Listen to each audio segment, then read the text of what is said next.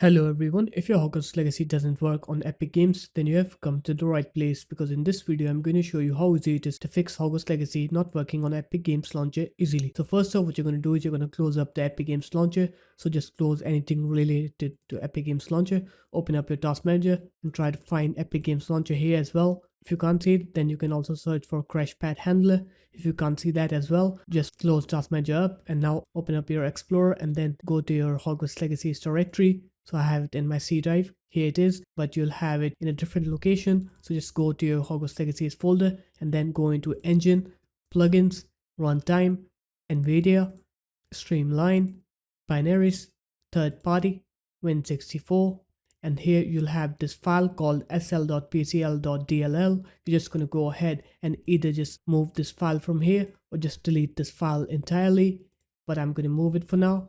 And now I'm going to open up the Epic Games Launcher and I'm going to try to play the game, and you'll see that my game will work correctly and I will not get those crashes on not working game anymore. So there it is guys, that's how easy it was to fix Hogwarts Legacy not working on your computer. If you guys found this video helpful, make sure to leave a like, comment and subscribe to the channel, and I'll see you in my next video. Peace.